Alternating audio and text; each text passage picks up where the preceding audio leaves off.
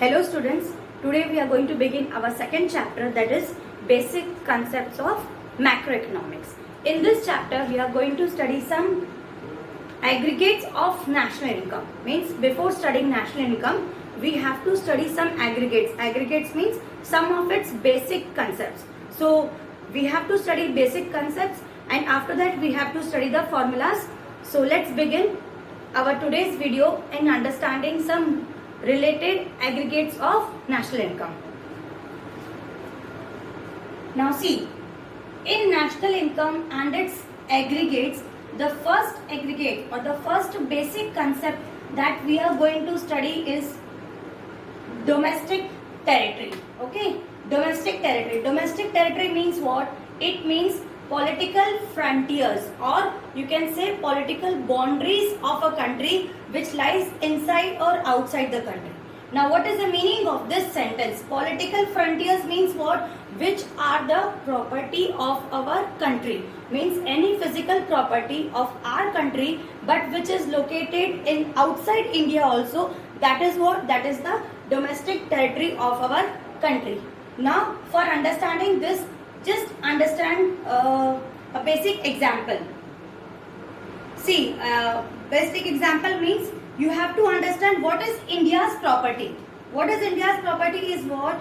Our property, but it is outside India. All the properties of India which belongs to India, but it is situated outside our country. For example, flights of Air India. Okay, Air India flight which operates from Bangkok to Malaysia. Flight which operates from Air India flight which operates from Bangkok to Malaysia will come under what? Domestic territory. Why it will come under domestic territory? Because it is Air India flight, means that flights belong to our country. It is our property. So it is coming under domestic territory. Next, another example we can take it of embassies. Okay, when we talk about embassies, let us say India's embassy which is located in Belgium. India's embassy which is located in Belgium will come under which territory? It will also come under domestic territory because it is property of India. It is India's embassy. Wherever, in whichever country it is located, that doesn't matter. It belongs to which country? That will be its that will be its domestic territory. That will also come under this domestic territory. Now, what all things will not come under domestic territory? Just understand. See, anything the things which don't come under domestic territory is Pakistan's embassy. Okay, now Pakistan's embassy which is in India. Okay, the embassy of Pakistan whose office is situated in India, that will not come under which territory? Domestic territory. Why? It will come under Pakistan's domestic territory. Understand this very clearly. Okay, now just see another example. All the international offices, for example UN's, United Nations, WHO offices, wherever these offices are located, they belong to that country's domestic territory. Whether its office is in India, whether UN's office or whether WHO's office, wherever they are located, they will not be considered that country's domestic territory. Wherever they are located, they belong to which country, that will be included under domestic territory. I hope you have understood the meaning of this domestic territory. Our next concept is what? Normal resident. Now just listen, student. Normal residents means what? Simple way. We are normal, we are the residents of India. In simple words, if you want to understand, we are living in India by birth, so we are the normal residents of our country. But just listen the definition. Just see. It refers to an individual or an institution who ordinarily resides in the country. Means any person or any other institution who ordinarily resides in the country and whose center of economic interest. Center of economic interest means what? Whatever earning they are doing in that particular country. That is the meaning of center of economic interest. Lies in that country. Okay, means I am staying in India, I am a normal resident of our country. I am working in a school, I am teaching. Okay, so whatever income I am earning, I am spending where? I am spending in the country where I am residing. So I am the normal resident of my country. Getting it? Whose center of economic interest lies in that country. Okay, so this is the meaning of our normal resident. Any individual or any resident who stays in any country and who does all the work, whatever work we are doing in any country, whatever work, right from our saving to whatever we are doing the investment, that is known as those people are known as what? Normal residents of the country. We are also the normal resident. Why? Because we are earning, we are doing the saving, we are doing the investment in our own country. I hope this is clear to you, normal resident. Now see, domestic territory means what? Property of the country. Understand this. Domestic territory means property of the country. And normal resident is what? It is the one who stays here, the one who stays in our country. So I hope both these concepts are very much clear to you. Now just see.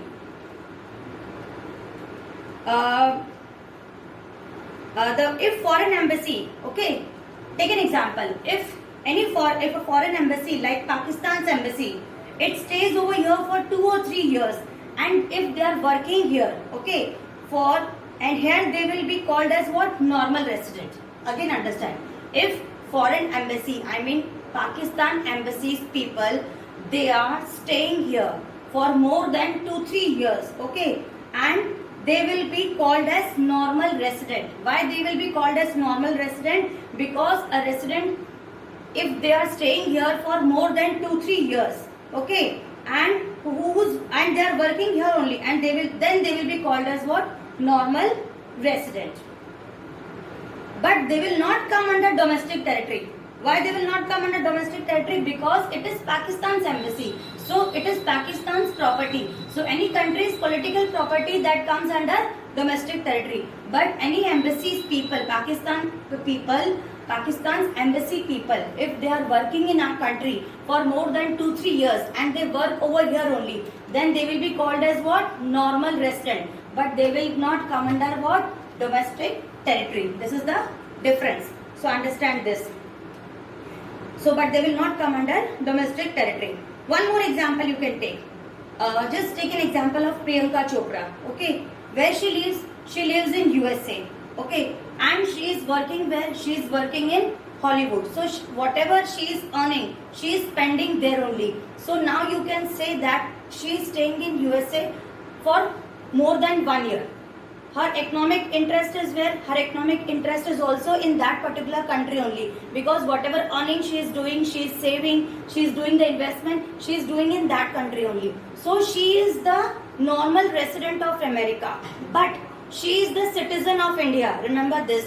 Why she is a citizen of India? Because she is born in our country. Her birthplace is India. But her normal resident will be called as, she will be called the normal resident of America. Now, understand another concept of national income, that is citizenship, or you can call it as what? Citizens. Citizens means what? Any person who is staying in a particular country by birth. Okay, there are two things for getting the citizenship. First thing is that by birth we should stay in that country. Okay, and second important thing is what? By legal document. For example, by birth I am staying in this country, so I am the citizen of India. Second thing is what? I should have a legal document. For example, I should have my driving license, I should have my Aadhaar card, I should have all my legal documents related to the country. So that means I am the citizen of India. Okay? So next concept is what? Citizen. Citizens means there are two things which comes under citizenship: by birth or by legal document. By birth means if I am born in India, I am the citizen of India. By legal document means I have many legal documents. Take the best example of Pakistani singer Adnan Sami. Okay? Who was he? He was a Pakistani singer, but now he is a citizen of India. In January 2016, he got the citizenship of India through some legal process, and now he is the legal document. He is the legal, and now he is having the legal document to support. Okay, so he is not Indian by birth. By birth, he is not Indian. Getting it? By birth, Adnan Sami is not Indian. He is Pakistani, but he is having the legal document. So he is a citizen of India. He is having the legal document to support. He is not Indian by birth, but he acquired citizenship of India through legal process, and now he is having legal document to support. So he is the Indian singer, now you can call him. Now these were all the basic concepts or basic aggregates of national income. Now let us move further. Next is what in this chapter is factor income and transfer income. See students, factor income means what? Any income which is rendered by offering the factor services. Factor services means any services which we offer. I am teaching in a school, so I am giving my services. I am teaching to the students, so these are my services I am offering to the institution. So whatever income I get, that will be known as what? Factor income. Getting it? Now factor income, always remember, it is included in national income. Example, you can take it as wages, salary, whatever rent or profit we get in our country. For example, I am having a flat and I am giving that flat to the tenant. That tenant is paying rent to me. So that rent also will come under what? It will also come under factor income. So this is about factor income. Next is just see transfer income. Transfer income means what? That income which we are rendering without any productive services. Means whatever money we are getting without doing any work. For example, now you will say without doing any work, ma'am, how we will get the money? Scholarship. Okay, scholarship. Then some lucky people also get lottery. Lottery amount, whatever comes, that will come under transfer income. Scholarship amount comes, that will also come under transfer income. Widow pension, that will also come under transfer income. Means transfer income means what? Any income or any amount which is received by us without rendering any productive services is known as what? Transfer income. Gift you can call. Suppose any person gives you a gift, that will give you some huge amount in gift, that will also come under transfer income. Lottery ticket. One more thing to be noted over here is transfer income is not included in national income. Remember this. Factor income is included in the national income and transfer income is never included in the national income. Now see, normal residents earn some income through some productive activity or services will count in national income. So this was about factor income and transfer income. I hope this is clear to you. Now one more topic we have to cover in today's video, that is final goods and intermediate goods.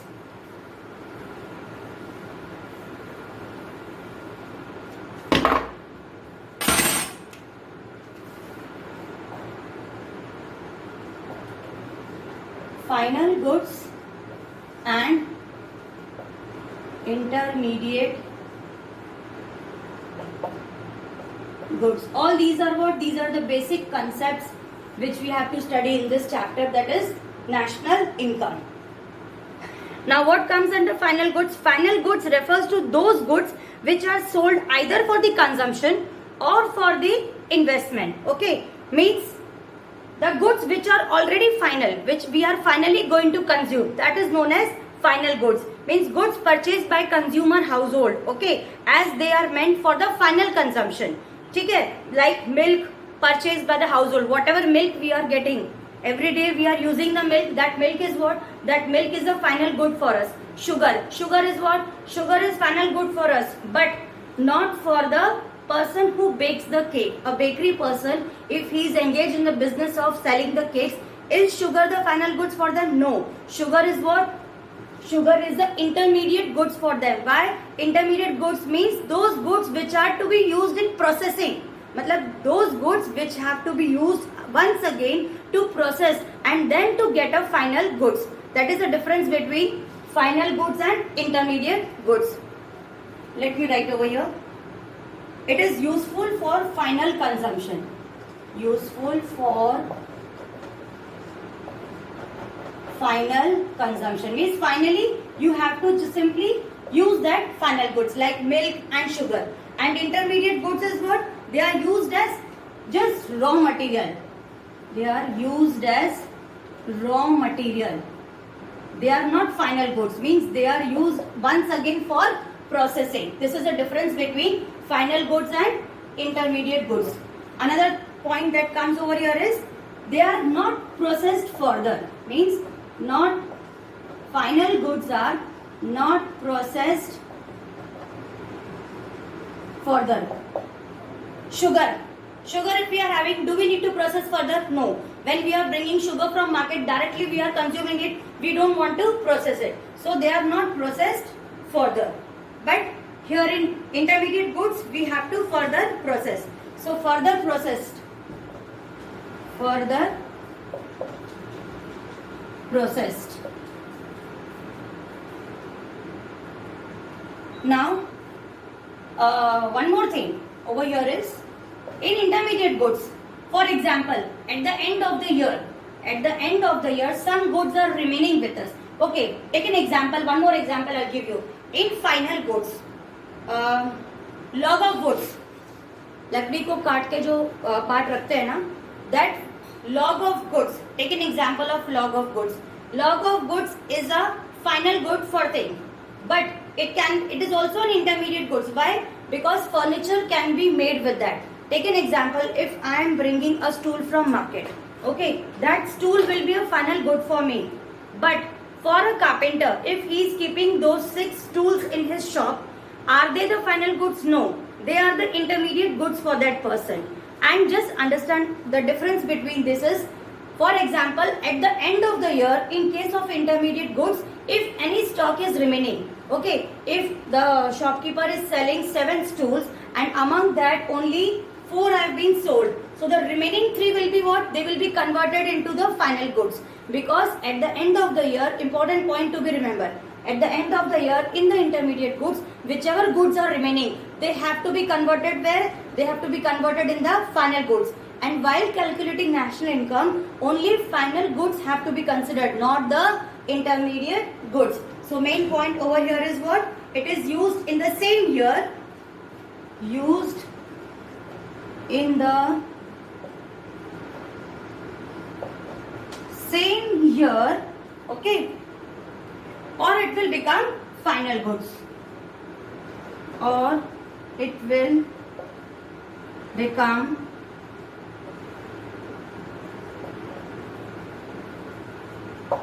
final goods. So this was about final goods and intermediate goods. I hope you might have understood. Final goods are what? Such goods which are finally going to be consumed. Once again I am repeating, final goods are those goods which are finally going to be get consumed, and there will not be any further processing. Remember this.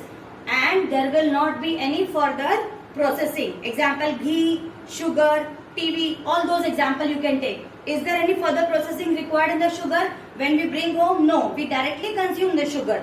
All these will be finally consumed. Now, in intermediate goods, there are such goods which are still in the processing. Okay, further they will be processed more. Why? So that they become what? Final goods. For example, log of wood. Log of wood. What will be done with the log of wood? Furniture will be made with the log of wood. So they are going to be further processed. That is the difference between intermediate goods and final goods. Because further they will be converted into the final goods. Sugar is final good for us, but it is not final good for the baker. He has to bake the cake, he has to use the sugar. So that will be the intermediate goods. In case for a baker, sugar is the intermediate goods. Now see children, now you must be wondering how to decide whether any goods is final goods or intermediate goods. It all depends on nature. How it depends? It depends upon the nature, how I am going to use those goods. For example, intermediate goods, if intermediate goods are not used by the end of the year, as I told you, it will become what? It will become the final goods. So intermediate goods must be consumed in the same year. Okay, if they are not consumed, then they will also be converted into final goods. And national income includes only final goods. Important point to be noted, national income only includes final goods, not the intermediate goods. So children, today we have studied some of the basic concepts of national income. In our next video, we are going to study the formulas. That's all for today. Thank you.